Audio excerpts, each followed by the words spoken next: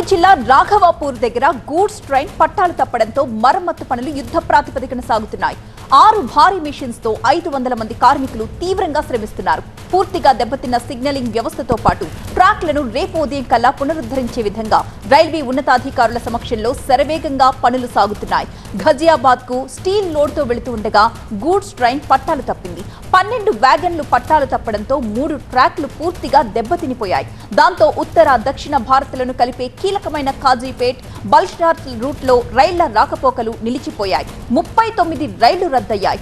53 రైళ్లు దారి మళ్లించారు. ఇక పలు ఎక్స్ప్రెస్లను ఎక్కడికక్కడ నిలిపివేయడంతో ప్రయాణికులు తీవ్రంగా ఇబ్బందులు పడుతున్నారు.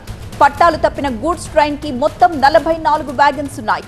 లోడ్ అధికంగా ఉండడం వల్లే పట్టాలు తప్పినట్లుగా ప్రాథమికంగా గుర్తించారు. వేగంగా వెళుతుండగా వ్యాగన్ల మధ్య లింక్స్ తెగిపోవడంతో ఈ ప్రమాదం జరిగినట్లుగా భావిస్తున్నారు. వ్యాగన్లు ఒకదానిపై ఒకటి పడ్డంతో 3 ట్రాక్స్ పూర్తిగా దెబ్బతిన్నాయంటున్నారు అధికారులు. ఇటు యుద్ధ ప్రాతిపదికన ఆ ట్రాక్ ని పునరుద్ధరించాలని రైల్వే అధికారులకు కేంద్ర మంత్రి బండి సంజయ్ సూచించారు. ప్రయాణికులకు ఇబ్బందులు తలెత్తకుండా చూడాలని కోరారు. ఇక ఈ ట్రాక్స్ పునరుద్ధరణ పనులు ఎంతవరకు వచ్చాయి, దీనికి సంబంధించిన తాజా సమాచారం అందించడానికి మా ప్రతినిధి సంపత్ సిద్ధంగా ఉన్నారు. సంపత్, అధికారులు చెబుతున్నట్లుగా రేపు ఉదయం కల్లా పనులు పూర్తవుతాయా? పట్టాలపై ఉన్న బోగీల తొలగింపు అనే ప్రక్రియ ఎంతవరకు వచ్చింది? మరొక 3 గంటలైతే ఒక రైల్వే ట్రాక్ మొదటి దిగుగా పూర్తయ్యే అవకాశాలు కనబడుతున్నాయి. ఇప్పటికే ట్రాక్ పైన ఉన్న అన్ని బోగీలను కూడా తొలగించారు. అంతేకాకుండా కొత్త పట్టాలు కూడా వేస్తున్నారు. అంటే సుమారుగా మరొక 3 గంటలకు రైల్వే ట్రాక్ కూడా పూర్తవుతుంది. కాబట్టి తెల్లవారు ఉదయం నుంచి కూడా రైళ్ల రాకపోకలు కొనసాగుతాయని చెప్పి కూడా రైల్వే శాఖ అధికారులు చెప్తున్నారు.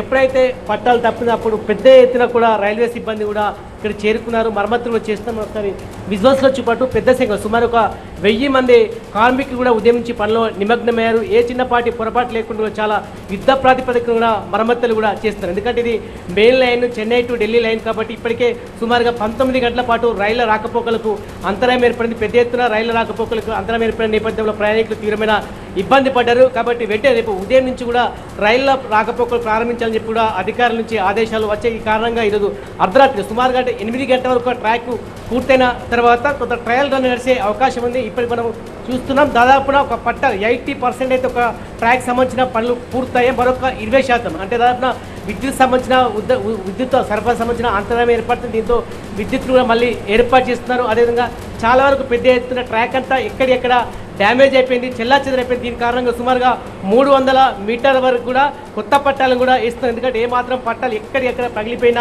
నేపథ్యంలో 300 మీటర్లు కూడా కొత్త పట్టాలను ఏర్పాటు చేశారు. మొత్తానికి ఉదయం నుంచి సుమారుగా 1000 మంది కార్మికులు ఏమాత్రం సమయం తీసుకుని పూర్తిగా పనిలో నిమగ్నమైన నేపథ్యంలో ఒక కొలిక్కి అయితే వచ్చినట్టు తెలుస్తుంది.